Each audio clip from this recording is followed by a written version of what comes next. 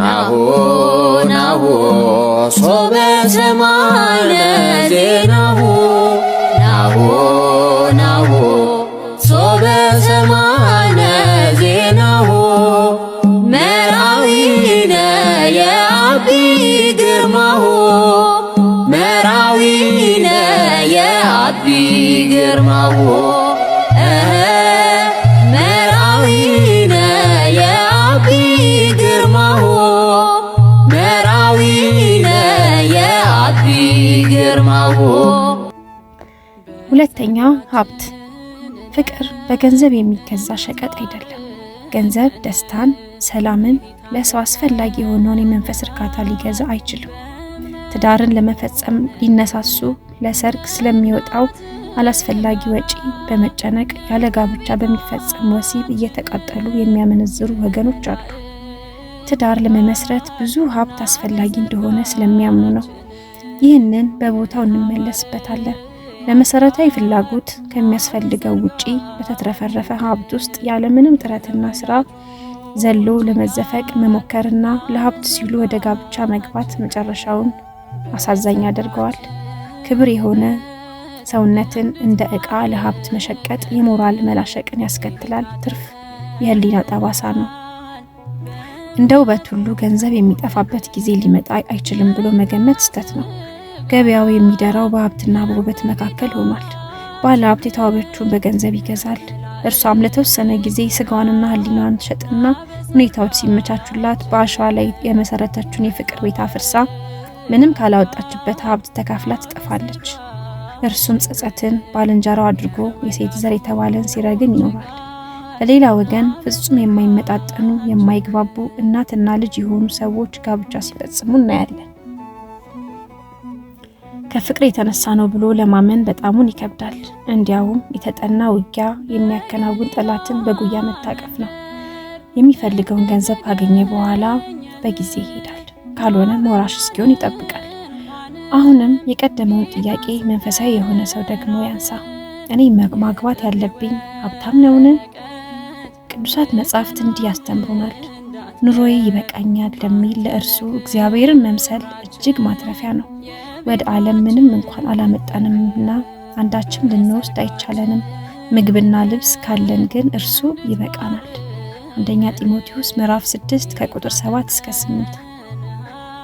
ከዚህ የዘላለም ኪዳን ከሆነው የእግዚአብሔር ቃል በመነሳት እንዲህ በማለት ራሱ ላነሳው ጥያቄ መልስ ይስጥ። በእርግጥ ፍቅርና ትዳርን ለማጽናት ልጆችንም ለማሳደግ ገንዘብ ያስፈልጋል። ነገር ግን ስለ ጭብጥ ገብስ፣ ስለ ሳንቲም ድቃቂ፣ ስለ ልብስ ላቂ ብዬ ወደማላምንበት ትዳር አልገባም። ይህም ለራሴ የምገባው ታላቅ ቃል ኪዳን ነው። በሕይወት ዘመኔም ትልቁ ውሳኔ ነው ይበል። ፍቅር ሳይኖር ሀብትን ብቻ መሰረት አድርጎ ወደ ትዳር መግባት ራስን ለማጥፋት መወሰን ነው።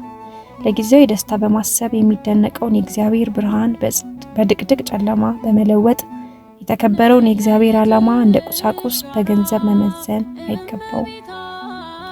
እንጀራን ለሳቅ የወይን ጠጅንም ለሕይወት ደስታ ያደርጉታል። ሁሉም ለገንዘብ ይገዛል። መክብብ ምዕራፍ 10 ቁጥር 19። የመጨረሻው ዘመን እየቀረበ በሚመጣበት ጊዜ ሁሉም ራሱን ወዳድ ስለሚሆን ሀብትን በእግዚአብሔር ላይ አምላክ አድርጎ መሾም ይጀመራል። ገንዘብን መውደድ የክፋት ሁሉ ስር ነው።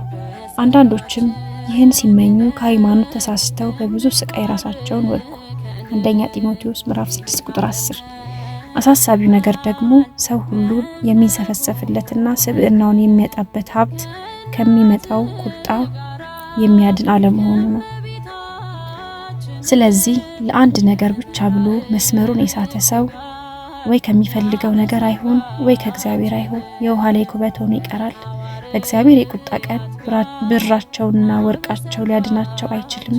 እርሱም በምድር የሚኖሩትን ሁሉ ፈጥኖ ይጨርሳቸዋልና ምድር ሁሉ በቅናቱ እሳት ትበላለች። ሶፎንያስ ምዕራፍ 1 ቁጥር 18። ካልተባረከው ብዙ ነገር የተባረከው ፍርፋሪ ይሻላልና ውካታ ካለበት ሀብት ድህነት ያለበት ሰላም ይጣፍጣል።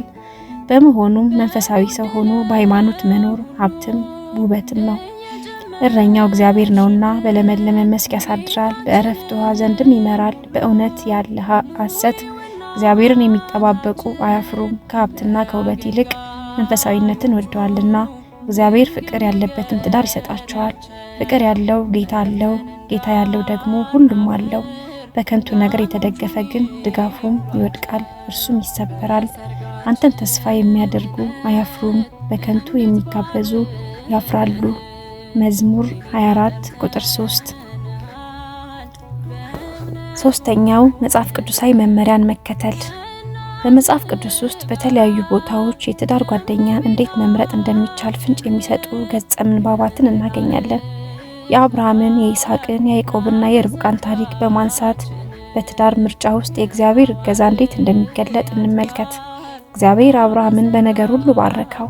እድሜው እያረጀ በመጣበት የሽምግልናው ዘመን ለልጁ ለይስሐቅ ሚስት ሊድረው የልጁንም ዓለም ለማየት ፈለገ።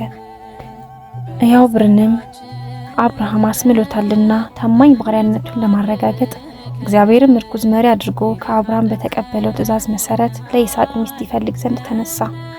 አስተዋይ የነበረው ሕያው ብር ተልእኮውን ለመወጣት የራሱን የምርጫ መስፈርት በማውጣት የእግዚአብሔርን ምርጫ መሆኑን ለማረጋገጥ በጥንቃቄ ይመረምር ጀመር። በእንቅስቃሴውም ውስጥ ለጌታው ልጅ ሚስት የምትሆነው በመልካም ስነ ምግባር ተኮትኩታ ያደገች መሆን እንዳለባት አጥብቆ ያምን ነበር።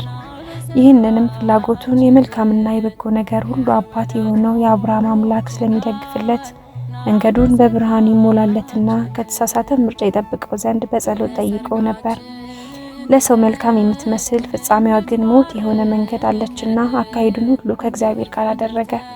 የርብቃንም ባለሟልነት ወይም ትክክለኛ ምርጫ መሆኗን ለማረጋገጥ ትህትናና ትዕግስትን የሚጠይቅ መልካም ሚስት ብቻ ልትመስለው የምትችለውን ጥያቄን ለመጠየቅ ወሰነ። ውሃ ጠጣ ዘንድ እንስራሽን አዘንቢ የምላት እርሷም ጠጣ ግመሎቹንም አጠጣለሁኝ የምትለኝ ቆንጆ እርሷ ለባሪያ ለይስሐቅ ያዘጋጇት ትሁን አለ። ለርብቃ በጣም ፈታኝ ነገር ነው። ምክንያቱም ለእርሱ ልታጠጣው ትችላለች። ይህ ድንቅ ነገር አይደለም። ለግመሎች ያጠጪ ማለት ግን ጥልቅ ስብዕናን ይጠይቃል። ግመል ውሃ መጠጣት ከጀመረ በቶሎ አያቆምም። አንዴ ከጠጣ ደግሞ ሳይጠጣ 40 ቀን መቆየት ይችላልና ለዚህ ደግሞ ብዙ ውሃ ማጠራቀም አለበት። እነዚህ ግመሎች ብዙ ከመሆናቸው በላይ በበረሃ በውሃ ጥም ሲንገበገቡ የከረሙ ናቸው። ርብቃም ወደ ቤቷ በጊዜ መመለስ አለባት። እርሷ ግን ይህ ሁሉ ነገር በትዕግስት ተወጣችው። የሚፈልገውን ሁሉ በመፈጸሟ የእግዚአብሔር ፈቃድ በእርሷ ላይ እንደሆነ ከማረጋገጡም በላይ ከእናት ልጅ ይልቅ ቸር ሆነችለት። ወደ ቤቷም ተመልሳ መንገደኛውን የበረሃ ሰው ያለበትን ሁኔታ በማስረዳት አባቷ ማደሪያ እንዲፈቅድለት ለግመሎቹ ምግብ እንዲያዘጋጅ አግባባችሁ። እግዚአብሔር ያዘጋጃት ሴት እርሷ ትሁን። ዘፍጥረት 24:44። ርብቃ በሰው ብቻ ሳይሆን በእግዚአብሔርም የተዘጋጀች ናትና ለእስራኤል ሁሉ አባት የሆነውን ያዕቆብን የወለደች ኮከብ ከያዕቆብ ይወጣል ተብሎ በነቢይ እንደተነገረ ጌታችንና መድኃኒታችን ኢየሱስ ክርስቶስ ከያዕቆብ ዘር ተወለደ። መልካም ልጅ ለቤተሰቦቹ መኩሪያ ነውና የርብቃ ወላጆች ልጃቸውን እንዲህ ሲሉ መረቋት። እህታችን ርብቃ እልፍ አእላፋት ሁኚ፣ ዘርሽም የጠላቶቻችን ደጅ ይውረስ። እግዚአብሔር ወዷታልና ባረኳት። የነገድ ሁሉ አባት የሆነውን ያዕቆብን አስገኘች። ጌታችን ኢየሱስ ክርስቶስም የጠላታችንን የዲያብሎስን ደጅ ወርሶ ነፍሳትን ከሲኦል አወጣ። ከዚህ አንጻር መጽሐፍ ቅዱስ የሚከተሉትን አቅጣጫዎች እንደ ሕያው ብር እንድንከተል ይጠቁመናል። አንደኛ፣ እግዚአብሔር የልብን መሻት የሚያከናውነው በጸሎት ነው። በጸሎት የሚጠይቁትን በልግስና ይሰጣልና ስራውን ይሰራለት ጎዳናውንም ያቀናለት ዘንድ ፈጣሪ መሪው እንዲሆን ተማጸነ። ሁለተኛ፣ እምነቱ ፍጹም ነበርና እግዚአብሔር ለይስሐቅ መልካም ሚስትን እንደሚያዘጋጅለት አንዴም አልተጠራጠረም። ጌታ የሚያደርግለትን ነገር በትዕግስት ጠበቀ። ሶስተኛ፣ እግዚአብሔር በስራው መች አይሳሳትም። ሕያው ብር በእርግጠኝነት አምላክ ወደ ትክክለኛ ምርጫ ሊመራው እንደሚችል ያውቃል። አራተኛ፣ በሚያደርገው እያንዳንዷ ነገር ውስጥ እግዚአብሔር ላቀረበው ጸሎት መልስ እየሰጠው እንደሆነ አበክሮ ይከታተል ነበር። አምስተኛ፣ እግዚአብሔር ሊያዘጋጃት የሚችላት ልጅ ግሩም ባህሪ ያላት የታረመችና የአብርሃምን አምላክ የምትፈራ እንደምትሆን ያስባልና ይህንን ለማረጋገጥ ሙከራ አደረገ። እንዳስበው ይሳካለትም ዘንድ ተመኘ። አብርሃም እንደነገረው በጌታው ሐሳብ ላይ ተመስርቶ የተከተለው ቅደም ተከተል ፍጻሜ አማረለት። ሰው ሁሉ ይህንን ታሪክ በታሪክነቱ ብቻ ሳይሆን በራሱ የህይወት ተሞክሮ ውስጥ በየጊዜው ቢጠቀምበት የአብርሃም ምኞት የፈጸመ የኢያቡርን ልፋት የቆጠረ እግዚአብሔር የሐሳቡን ይሞላለታል። አብርሃም እንዲህ አለ፣ እኔም አብሬ ከምኖራቸው ከከናን ሴቶች ልጆች ለልጄ ሚስት አትውሰድ፣ በሰማይና በምድር አምላክ በእግዚአብሔር አምልልሃለሁ። በባህል በሃይማኖት ከሚመስሉት ወገኖቹ ለልጁ ሚስት ፈለገ እንጂ በነውርና በርኩሰት ከሚያጌጡም ከከነዓናውያን አልፈለገም። በእምነትና በስነ ምግባር ታንጻ ያደገችው ርብቃ ግን ለልጁ መድኃኒት ሆና ከእናቱ ከሳራ ሞትም አጽናናችው። ይስሐቅም ወደዳት። በእምነትና በጸሎት የተደገፈ እግዚአብሔር ያለበት ምርጫ ፍጻሜ ያምራል። አራተኛ ግፊቶችን መቋቋም።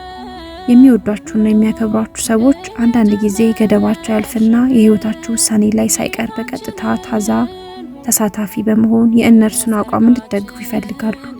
በልባቸው እንድታስቡ፣ በሳንባቸው እንድትተነፍሱ ይጥራሉ። መዋደድ መልካም ሆኖ ሳለ ሁሉን ከመጠን በላይ ማድረግ ግን በማንኛውም መንገድ አስፈላጊ አይደለም። የሚበጀውና ለእርሱ ኑሮ ተስማሚ የሚሆነውን የሚያውቀው ራሱ ባለቤቱ ብቻ ነው። ወደፊት የሚመጣውንም ህይወት የሚኖረው እርሱ ራሱ ብቻ ነውና የሚጎዳውንና የሚጠቅመውን ነገር ለመወሰን የማንም ጣልቃ ገብነት አስፈላጊ አይሆንም። ቤተሰብ ወይም የንስሐ አባት፣ የሥራ ጓደኛና የቅርብ ዘመድ አልፎ አልፎ ትዳር እንድትመሰርቱ መምከር ብቻ ሳይሆን የትዳር ጓደኛን እስከ መምረጥ ድረስ ያለውን ኃላፊነት ሊወስዱ ይፈልጋሉ። በውስጡ መልካም የሆነ ሐሳብ የለበትም ማለት አይደለም። ድርሻቸው ግን እከሌን አግባት ወይም እከሌን አግቢ ብሎ መገፋፋት፣ ለማሳመን መሞከርና ተጽዕኖ ማድረግ ሳይሆን ለትዳር ይበጃል ብሎ ያሰቡትን ሰው መልካምነት በመጠቆም እርሱ ራሱ ባለቤቱ ሁኔታውን እንዲከታተልም ማድረግ ብቻ ነው። ይህም ቢሆን የራሱ ችግር አለበት። በነጻ ሕሊና የሚከናወን ድርጊትና በቅድመ መረጃ ላይ የሚደረግ ክትትል በውጤቱ ላይ አሉታዊም ሆነ አዎንታዊ ተጽዕኖ ይኖረዋል። ወደ ቤተክርስቲያን የሚቀርቡ ወጣቶች ሳያውቁት በተጽዕኖ ስር የሚወድቁበት አጋጣሚ ይስተዋላል።